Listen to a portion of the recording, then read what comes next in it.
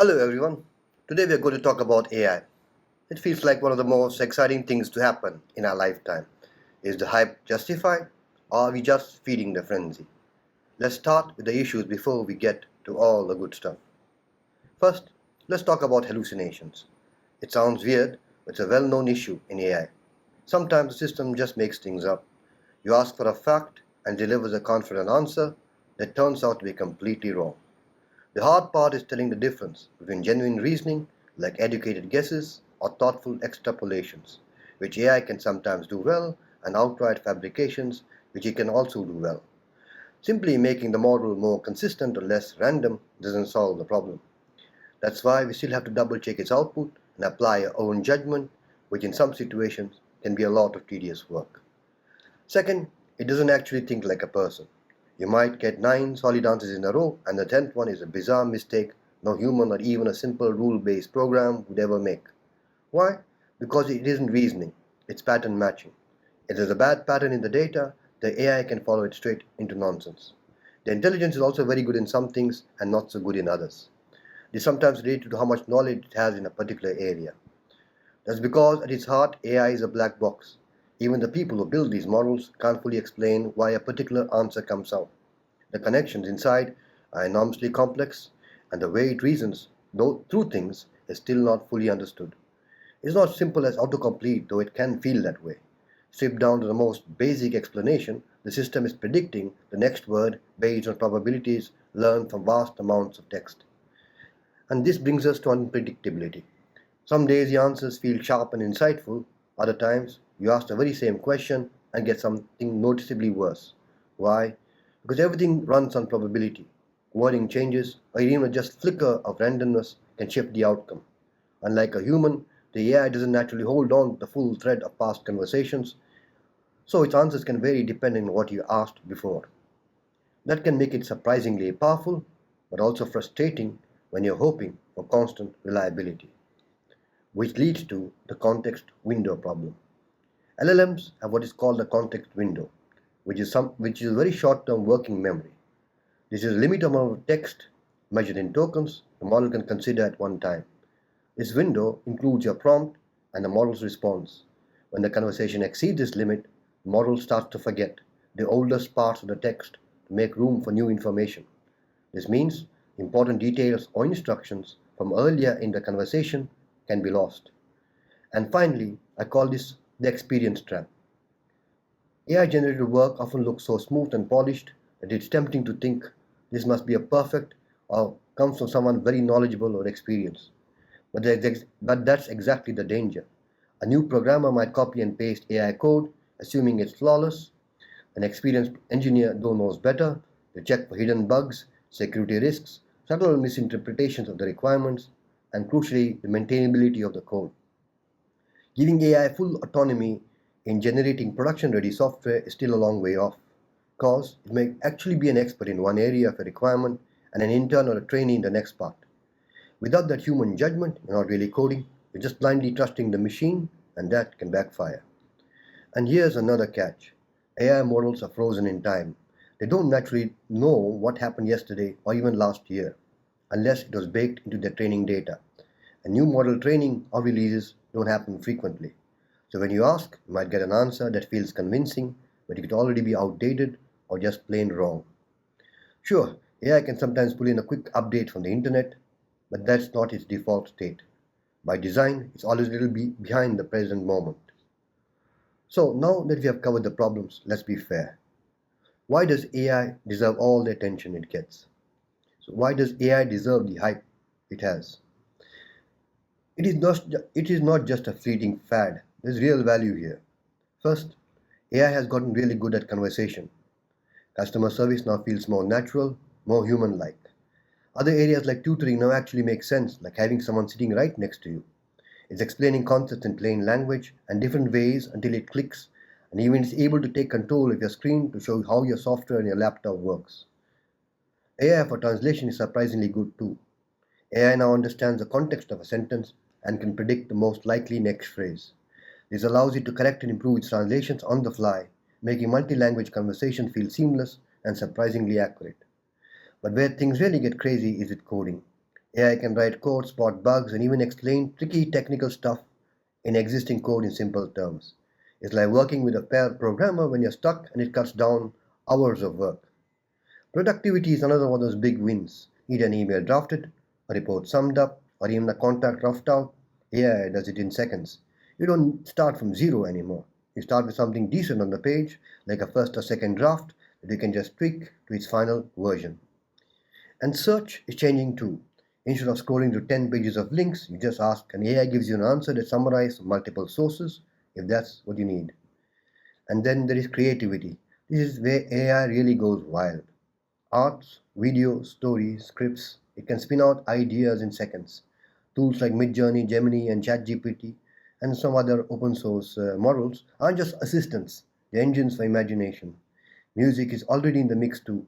AI can produce tracks that sound uncannily human, even radio ready. Not long ago, making one polished song required a full suite of production tools, instrument samples, and hours of work. Now, much of that can happen in moments. But maybe the most powerful thing is how AI connects different fields: science, law, medicine, business, art, and poetry. It can pull ideas from across diverse fields in ways people might miss. And not just for work, it's great for regular ordinary stuff too, like planning a trip or brainstorming something new. So, yeah, the hype is real. AI isn't some future technology, it's already here and it's changing how we work, learn, and create. Now, let's zoom in on two things AI could potentially do really well: repetitive tasks and prediction. Take repetition. Think about the boring stuff: form filling, report writing, transcription. AI will do all these things faster and make fewer mistakes. It also doesn't get tired or need shifts like humans. In areas like insurance, for example, instead of people manually sorting through endless hospital bills, AI can help scan the documents, pull out the details, and even flag unusual things. It takes a lot of the grunt work and saves time. The existing software programs to do that, but they're usually expensive, not very flexible in adding new features or adapting to change requirements. So AI can augment these existing software programs. Now for prediction. Business live on forecasts, whether it's sales, fraud, or demand. AI isn't reinventing forecasting, but makes it much easier to use. You can feed in your sales data and ask, what's demand going to look like next month? And you get a straight answer in plain language. It feels smarter, not because the math is brand new, but because the insights are instantly accessible and summarized, and analyzed based on patterns AI has seen in its trained data before. But some say it's overhyped, and there may be legitimate concerns about it. So let's look into why AI may be overhyped. First, AI isn't a simple tool. You can just plug into an organization and expect it to magically work. To use in the real world, you need to prepare the data, fine tune the model on your company's data, and give it context. We have a phrase for this: garbage in, garbage out. So you need reliable data for the answers you seek. There's also substantial upfront investments, including costs for research and development, data preparation, model training, and ongoing maintenance. You can't just throw AI into the mix and hope it works. You need dedicated people, data scientists, programmers, business analysts, even though these may be the same people companies hope to replace with AI. Then these models aren't reliable from day one. They need a lot of testing and adjustments before you can trust them. While things like customer service can be faster with AI, you still need humans for higher value tasks. In many scenarios for the foreseeable future, AI will just augment or help humans do their jobs. This means human agents spend their time on tier 2 and tier 3 issues, which are more fulfilling and impactful, but you'll probably still need more humans or some humans in tier 1 to oversee the AI and optimize it, creating a kind of hybrid model. Then there is customization. Out of the box, it's just a general chatbot. To make it truly useful for a company, you have to connect it to your company's documents and rules. This often requires an external memory system because, unlike a human, an LLM treats each new prompt as a completely fresh start and has no memory of past conversations. This is where Retrieval Augment Generation's RAG system comes in. RAG is an acronym. It acts like a smart search engine, searching a company's documents or database for the most relevant information. This information is then packaged up and added to your original prompt before the LLM is queried with this modified prompt. This generally increases the cost because the LLM has to do more work by taking into account the company's context that has been retrieved. And here's the truth that few people realize. For some tasks, it pulls together different tools like search engines, summarizers, and sorting algorithms can even write Python code for irregular tasks. So the output is only as good as the underlying tools it uses. But it's not entirely overhyped if you think of it in a different way. You don't need to install multiple tools from different software vendors. You just need AI, which can seamlessly and behind the scenes join and query these tools on your behalf to give you the required solution. When it comes to new major enhancements, a new model has to come out, trained on new data, because the recursive self-improvement, RSI, or automatic self-improvement, where models learn and improve by themselves, isn't really how the current AI architecture works. So models take some time to come out, new models, maybe 3 to 6 months. There are, however, some hacks around this. Perhaps it constantly fine-tuning itself or using synthetic data to train itself. Now let's say you decide you don't want to use general purpose model like ChatGPT or Gemini or other open source models. You want a domain specific model and you decide to train your own. This technology is not cheap. Training even a medium sized model can cost hundreds and thousands of dollars. Running them at large scale uses a lot of computing power, which is expensive. For companies, it's like having a massive electricity bill. That's why many companies don't build their own giant models. Instead, they fine tune smaller, more specialized models for things like law, healthcare, or finance, or other domains. In simple terms, fine tuning is the process of taking a pre trained language model and training it further in a smaller, more specific dataset. The goal is to adapt the model's vast knowledge to a particular new task or domain, like a company's internal documents or specific writing style. This is how startups like Harvey, a law model startup, and Abridge in the health domain have found success.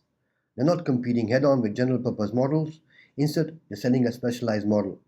For example, Harvey has a partnership with OpenAI. Its model is not a general purpose one, it's customized with huge amount of legal information. Harvey has actually fine-tuned models like OpenAI GPT on billions of words from legal documents, which makes the model an expert in legal language and reasoning. Harvey can then lease out their model to law firms for a sum of money. Then there's the case of Bloomberg GPT, which is probably a well-known example of large domain-specific model built from scratch. Bloomberg trained a 50 billion parameter model specifically on a massive proprietary dataset of financial information. This gives the model a deep understanding of financial jargon, market events, and the connections between them. However, this comes at a huge cost. Training a model that size cost millions of dollars and probably took over 50 days. And just like any other pre-trained model, its knowledge is snapshot in time. The financial world is very dynamic. While RAG can help up with up-to-minute data, the core model still needs to be updated, which is probably an expensive process. To sum it up, AI feels almost magical, and sometimes it really does deliver on that promise. But it's also messy. The pace of change, the flood of new tools, the sheer range of possibilities, it can be overwhelming. And let's be honest, there's lots of overhype. People make it sound effortless, but underneath it's still clean data, algorithms, and a massive amount of human effort. And adopting it often means fundamentally changing how people work. The results can be impressive, but there are real headaches like new frameworks to learn, new business models, workflows to shift, and employees to retrain. Then there is also a problem of judging capability. AI is only good as the data it's trained on for a specific subject or task. You don't really know how well it will fit your organization until you run a pilot, spend time with it, and see it in action. For some teams, AI hitting 70 to 90% of the requirement is a win. For others, it missing 10 to 30% is a deal breaker because then you still have to need extra tools or people to finish the job. That adds complexity instead of removing it. Others are simply waiting for someone else to create a clear path first. With too many choices, different stacks, frameworks, and tools, it's tough to know which direction is best. And a lot of what's out there isn't mature yet, not truly tested. It's like bit like open source software, thousands of projects live on GitHub, but most companies only trust a handful, the ones that are stable, widely supported and maintained. AI will likely follow the same pattern. So right now could well be the transitional period before companies start actual pilots that work or begin implementation. Yet, with so many possible or potential applications inside and outside companies, it's hard to foresee exactly where AI will be the most valuable. Any new technology will solve some requirements, which will then create some higher order requirements, and so hard to predict direction AI will lead us onto.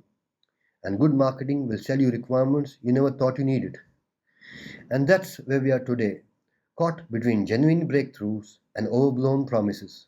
somewhere between the magic and the marketing, between justified hype and overhype. Thanks. Bye.